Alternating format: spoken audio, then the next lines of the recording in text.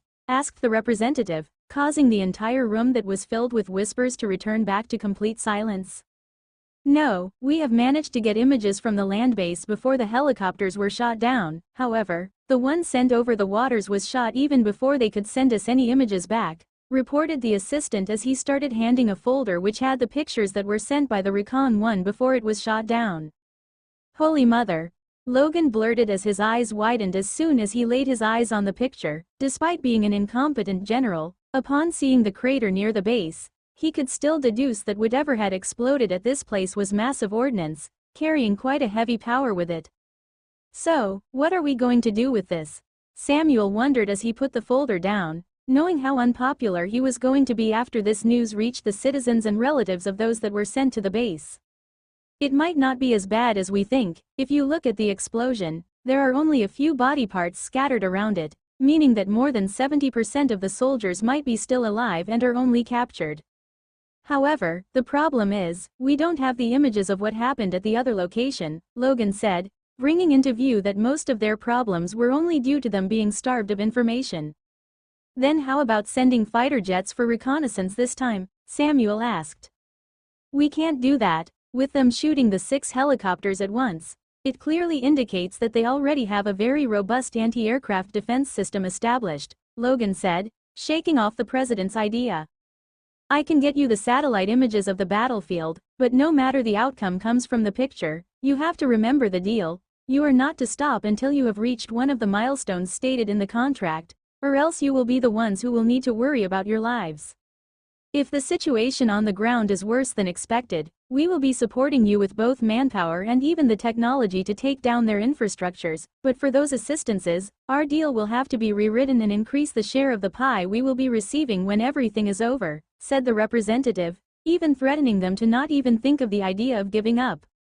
We should get those images first and then decide what actions we are going to take following that, but if things are as bad as what we can extrapolate from what little information we have, we will have to be as much prepared as we can and also need to send a massive amount of vehicles and other resources. Samuel agreed, feeling that his money was getting further and further away from him. So, how are we going to respond when Eden makes an announcement about this? Samuel asked after a moment, taking a look at everyone in the room. We just have to prepare different responses and choose one based on how Eden reports the incident. That would allow us to understand what they are planning to use their victory at the moment, the representative said before taking his phone from his pocket and leaving the room to call his supervisor for the request to provide him with the satellite images of the ongoing events at the border between Eden and Isperia. When they received the satellite images, they finally were able to see the full extent of the war's outcome. On the land, there were 2 craters, one massive, which lay in the place that used to be the artillery squadron's location of firing the shells, and the second one which was caused by one of the Isperia's special forces after it fired on the ammunition depot, resulting in the depot's explosion, thus forming the small crater.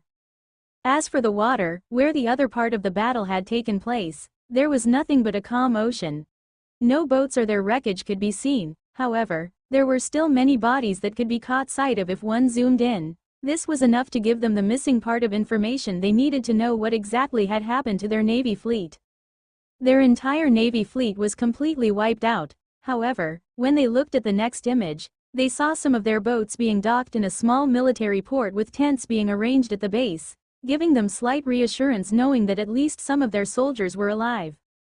This would reduce the amount of backlash they would be receiving from the family members of the soldiers and the general public for the huge losses they had suffered had it been a complete massacre of their Navy fleet. It looks like we have lost round 1 and Eden should be bragging about it tomorrow morning. But that should turn out to be helpful for us, as now that they had won, they would loosen their vigilance, and when we return after preparing for over a month, we should be able to pay for this humiliation. Logan spat as he crumpled the papers on his hands in anger. He had lost his chance of winning a battle and get himself a medal, which could have been the start of his journey on etching his name among one of the best generals in the history. Are we going to negotiate with them for the release of our soldiers in the midst of our preparations? He asked after putting down the now crumpled paper on the table. Yes. Right after they make their press conference, we will respond that it was a misunderstanding and they were the ones who attacked us first, and tell the family members of the soldiers that we will be negotiating for their release. While behind Eden's back, we will still be preparing for the second round of the fight, answered the president's assistant with a starry light in his eyes.